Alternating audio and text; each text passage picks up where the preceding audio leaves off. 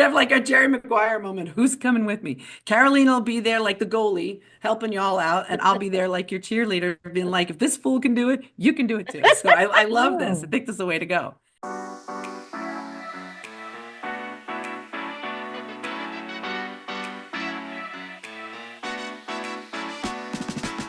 Building a business can feel like a roller coaster. Financial headaches, hiring drama, and marketing overwhelm are just a few things that make for a bumpy experience. But with the right people sitting next to you, you might actually enjoy the ride. That's why we started Breaking Even Better, to demystify entrepreneurship so we can make the ups and downs a hell of a lot more fun. Each week, we'll bring you the raw, real, and unfiltered insights from our own experiences and expertise. If you're ready for no BS, honest stories, and a lot of laughter, then buckle in and listen up. And let's ride this roller coaster together.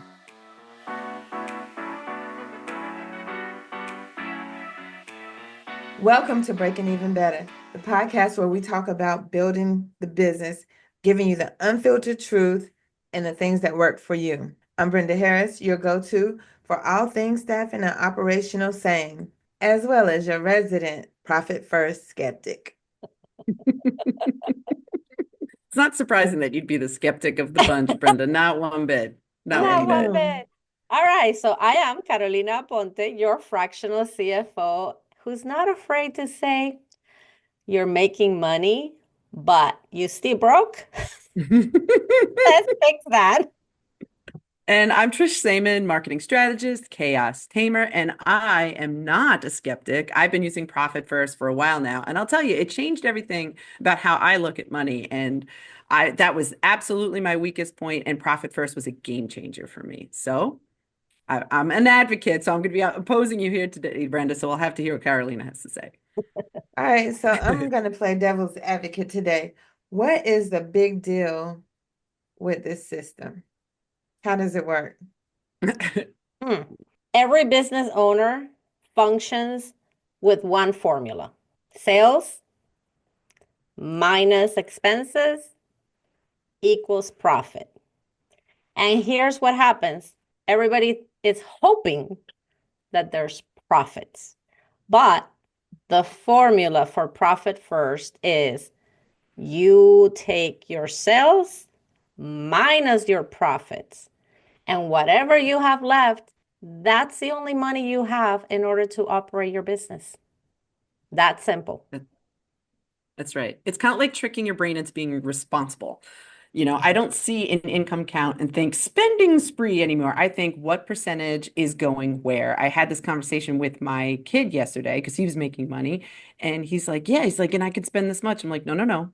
We're going to put X amount into savings, AKA profit, right? We're going to siphon it off the side and you don't even pay attention to it. And then whatever crazy things you want to buy, you can buy from the remainder.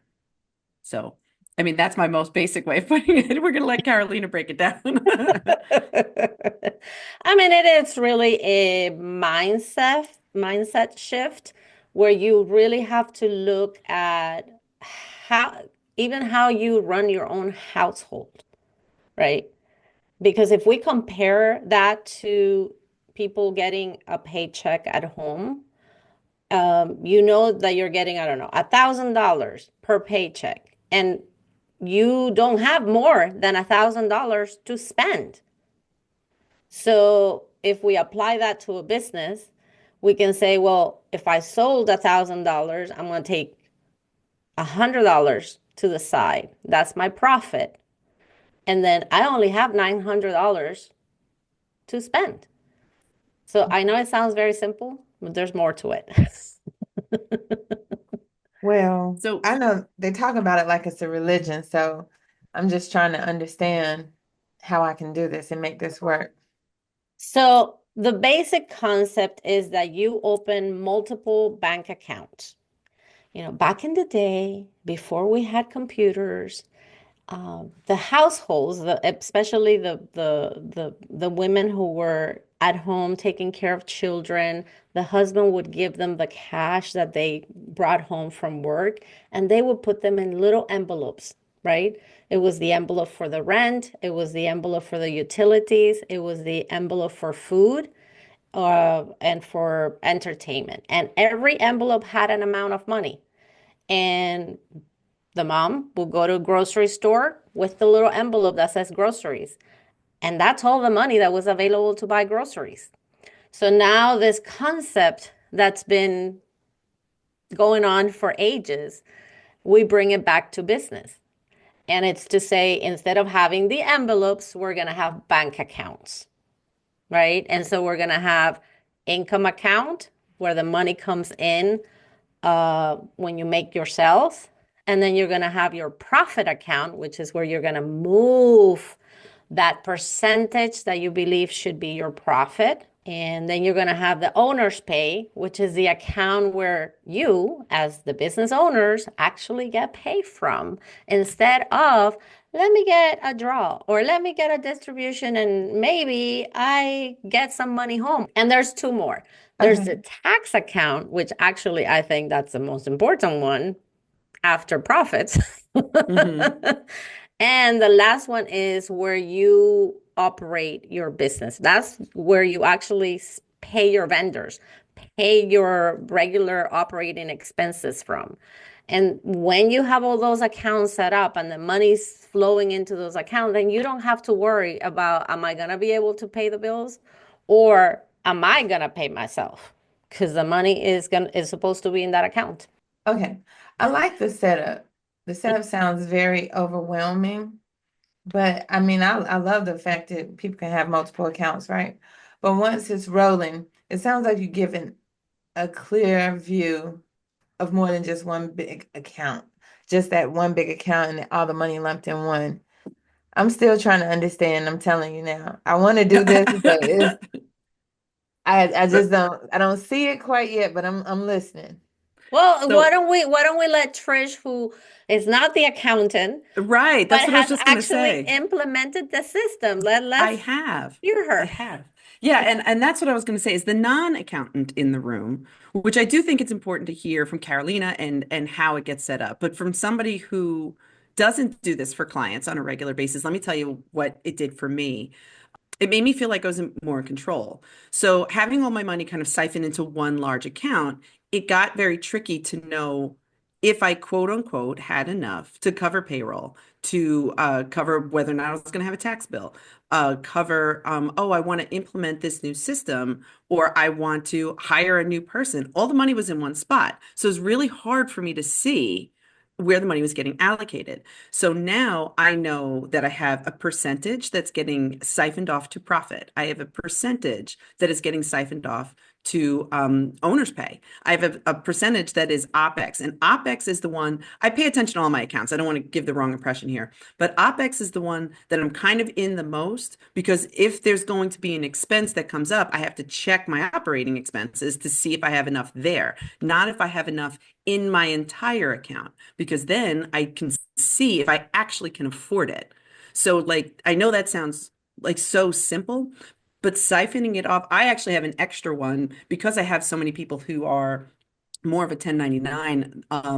I have a COGS account too because I pay them out of there. Now that's just me like kind of putting my own little zhuzh on it. I'm not recommending that. That is just the way that I've done it. So I have income, which is where all the money comes in. It all comes in. Nothing really gets paid out of income.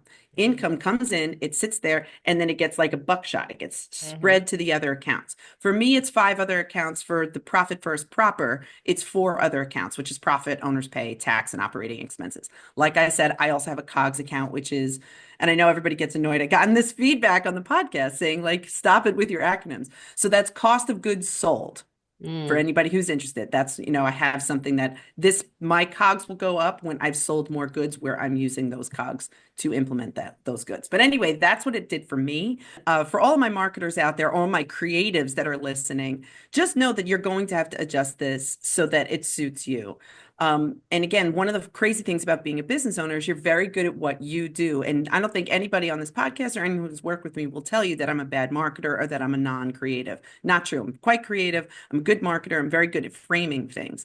However, when it came to actually putting things into a spreadsheet or knowing how to allocate funds, that was the business owner side of it that was not a natural skill for me. And I will say that Profit First really did not only help me feel like a true business owner, but it also helped me feel like I had my arms around something that was honestly almost triggering for me. Like I got to a point where I was like, if I don't know my numbers, am I really a business owner or did I just build myself a job?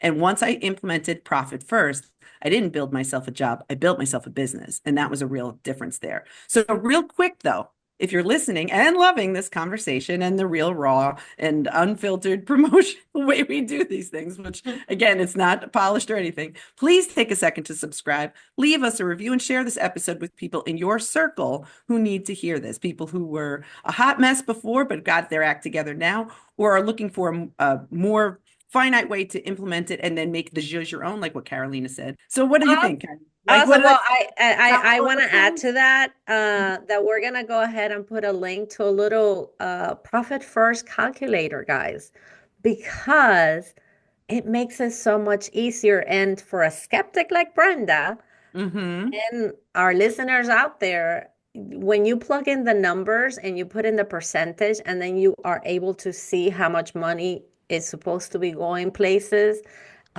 And then when you see that you haven't paid yourself as much as you should have paid, it becomes a light bulb, right? And it becomes Mm-hmm. like, oh, wait a minute. What do you mean I was supposed to make, $30,000 last quarter?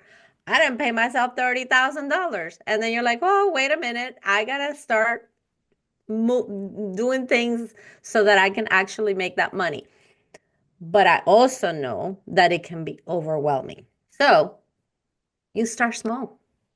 That's right. How about that? Start small. You Mm-hmm. don't have to do the whole 5 accounts. You don't, or, to Trisha's point, she created something that works for her, That's right. that allows her to run her business more efficiently, and for her to understand where the money is. We all have those things. We have to adapt whatever is out there. We're just talking about this particular system, but you adapt it to yourself and to your own personality and your own needs and beliefs. But if you start, and I promise you, if you start with 1%, 1%, which is a very small number in the big scheme of things, and you transfer that money out of the account and label it whatever you want to call it. You don't have to use the same names that we're using here, That's but right. you'll see that money going into a separate account, and that starts building up. And then you start feeling a little bit more confident about your business finances. Can I say something about that when I created my own accounts?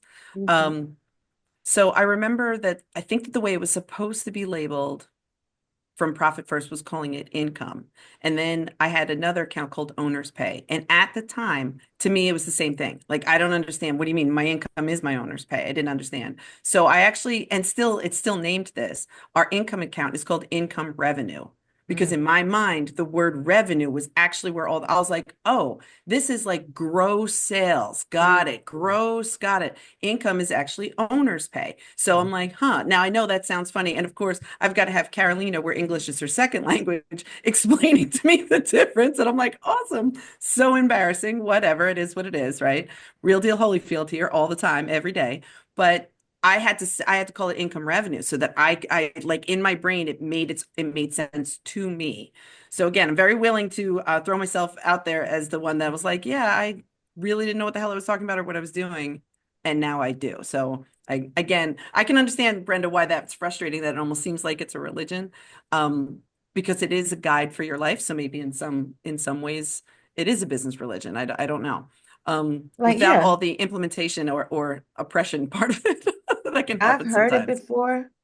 I've even sat in on one of Carolina's discussions about it, and I love what it sounds like. Hmm. I love it. But I'm even thinking now, how can I make this happen? I heard you just say maybe do 1%, or start with small amounts or something to that effect. Hmm. But I haven't done it yet. I'm gonna try. I'll make that a goal probably in the next few months to try to at least start. But hearing you both talk about it, I can see the appeal for sure. Um, Hmm. in my current setup, is basically organized chaos. I don't want to say Hmm. organized chaos. It is chaotic. And Hmm. I don't love the stress that comes along with that. Listen, Linda, we listen. have we all we all have to start somewhere, okay? We all have to start somewhere because we're so conditioned to doing business one way, especially for us who've been around for a minute or two. Hmm. Well, we started with one operating account, and that's where everything happened, in and out of the same account. And then maybe along the way, you started making more money and you opened up a savings account because your accountant said, "Hey, how about you start earning interest instead of keeping all this money in one account? Let's have a high yield interest account and move some of that money." And that becomes like your safety net, right? Having that second account.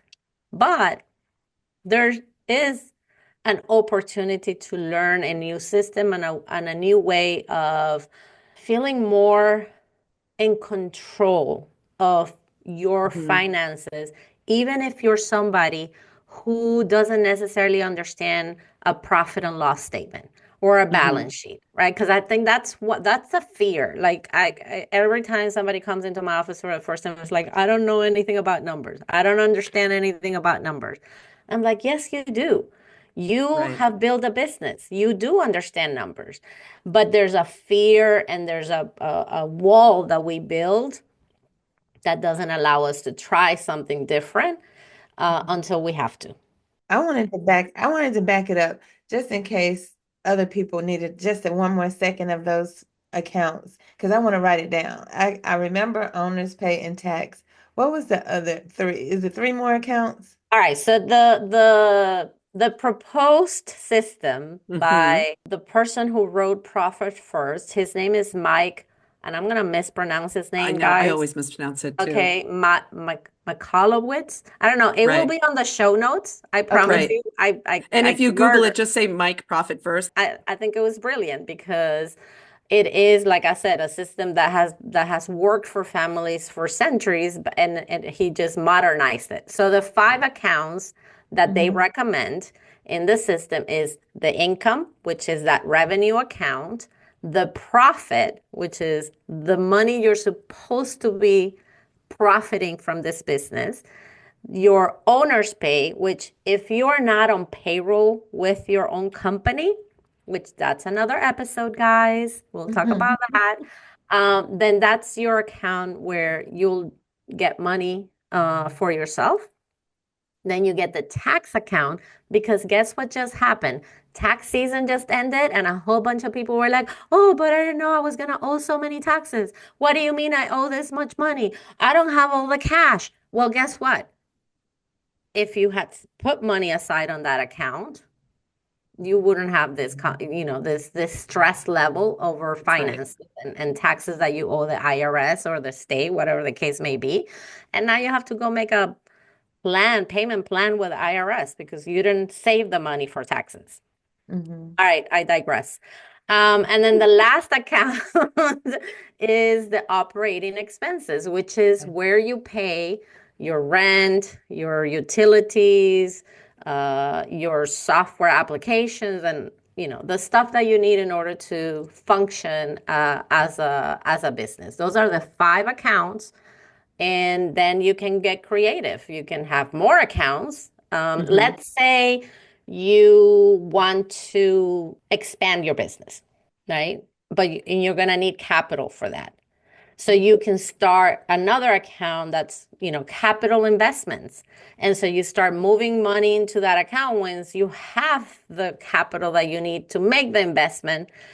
Guess what? It's so visual. Now oh, I needed $10,000. I have $10,000 in my capital account. I'm ready to do it. Versus, can I hire or can I invest? I don't know what to do. Am I going to have enough money?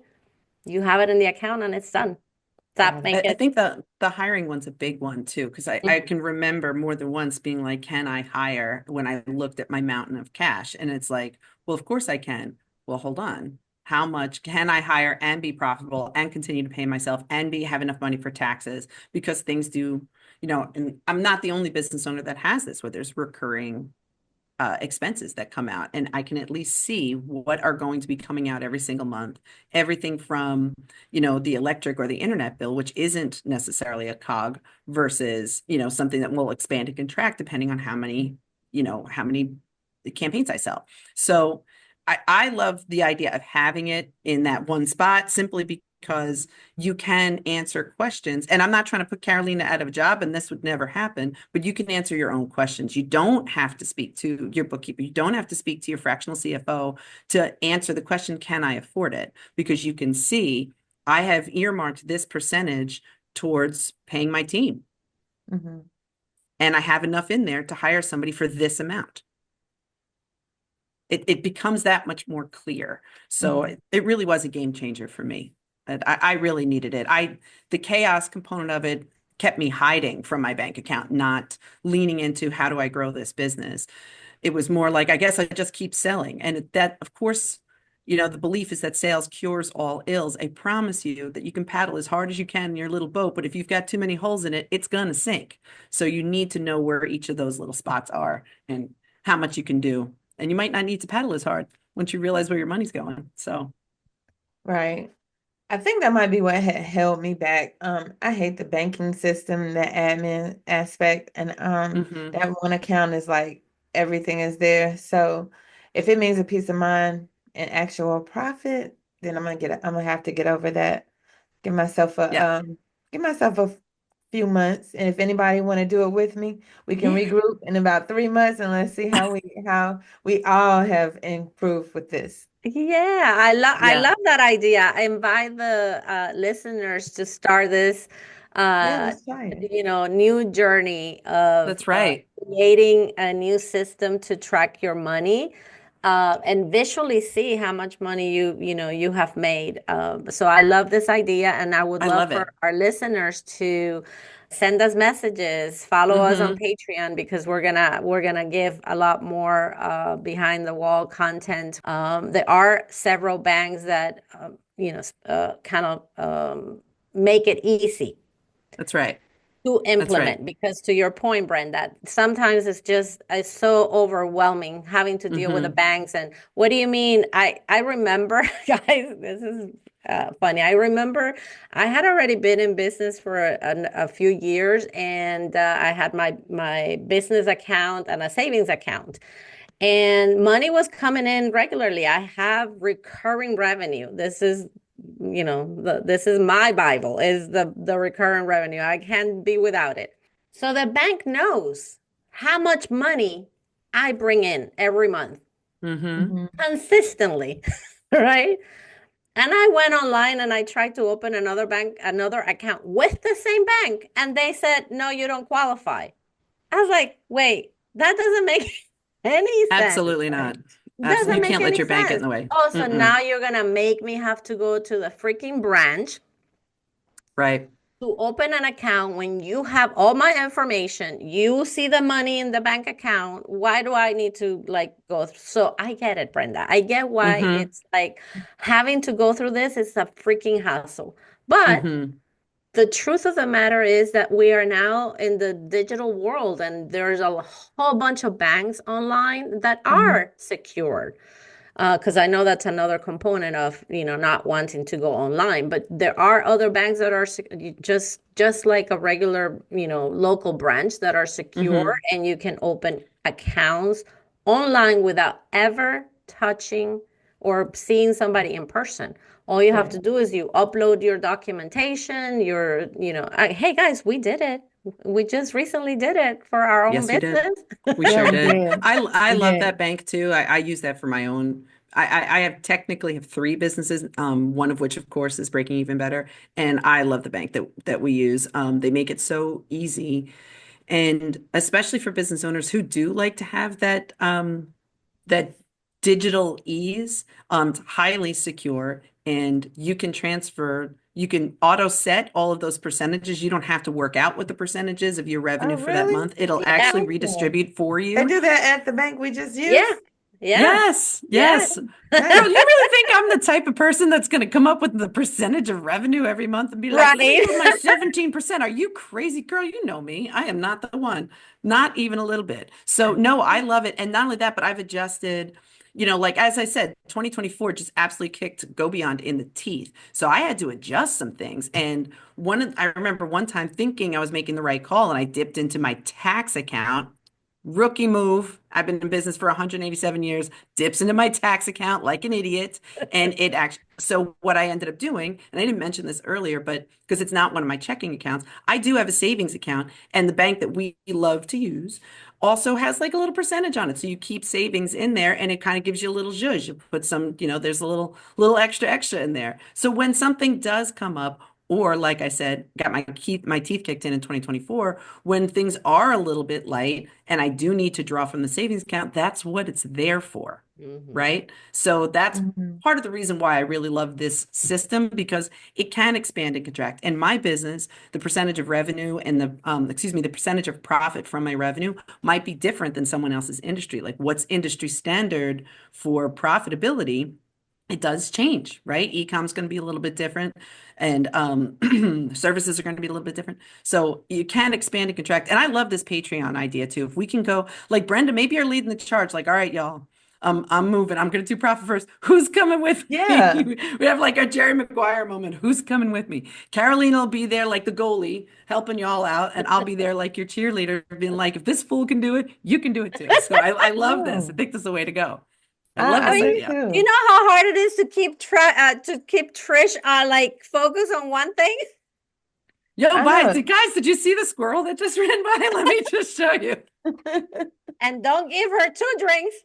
No, nope, Ooh. no, not 2 drinks of coffee or alcohol because then it's a party for everybody or jail. I don't know. I don't know. It I depends on mean, the time of day. Yeah, I've seen one of those. But but to wing it back though, That's seriously, also on Patreon. Trish with 2 drinks. that's on Patreon. Sorry, So, Brenda. I didn't mean to so the interrupt you. I'm tax sorry. so the tax account, I don't have that Mhm. either, which leads to panic mode every time I get my taxes done. So yeah, seriously, I'm gonna try this. So I hope we get some people that want to try it with me and we can all talk about it and discuss the real deal behind the scenes in Patreon. Mhm. Because winging it every year is not sustainable. It's just not. it's It's exhausting. anxiety producing too. It's awful. Yeah, it's exhausting. Sorry, Caroline. I didn't mean to interrupt you. No, it's okay, but I think we were saying the same thing. Like it's the anxiety, it's exhausting. And at the end of the day, if there is something that we can do to improve our lives, why not give it a try? Right. And listen, if it Right. doesn't work for you, it doesn't work for you. But like anything, it's like, I don't know, diets. Like some people like the Atkins diet, some people like the liquid diet, some people like whatever works for you. Right. I like Right. the eating whatever I want diet. That's my favorite kind of diet. I like I that get diet that. too. I I get like that. that too. I So like that too. if your business bank account gives you anxiety, as mine do, then this system might finally give you something to breathe about, a little breathing room. Yeah. And if this, kind of like what happened with me, I was curious, but I was also terrified and overwhelmed. And just DM us because that's part of what this podcast is. We're happy to help. We're happy to get you started. We're happy to let you vent. Like we completely get it because the chaos in you honors the chaos in me, and the chaos in me honors the chaos in you. We know we've been there, and we're more than happy to help you out. I mean, listen, if you're constantly borrowing from Peter to pay Paul, maybe this is a good opportunity for you to change and do something that will stop you from the madness. So, and if you like this episode and you think you know somebody who could really use a profit first mindset, don't forget to subscribe and share the episode. That's right. Absolutely. And if there's any banks out there listening, and you actually make it easy for us to open up to 5 accounts without charging all these fees. I just went through the bank thing. hit us up. We need some sponsorships. We are looking for sponsors, and we'll make sure we get your bank some business. She's not wrong. Sponsorships are welcome. We are taking them as we speak, especially from you banks, especially if we can get 5 accounts without you giving us a hard time. But with that said, until next time, my little breaking even better babes, put your profit first, even if it's just 1%. That's right. Let's keep what? Breaking even? Breaking even Breaking even better. better. Thank you so much for listening to the Breaking Even Better podcast. If you've enjoyed this episode, please take a minute to leave us a review on Apple Podcasts and subscribe to our YouTube channel for more content. To connect with our podcast or any of us individually, make sure you head to the show notes for all the links you need. See you in the next episode.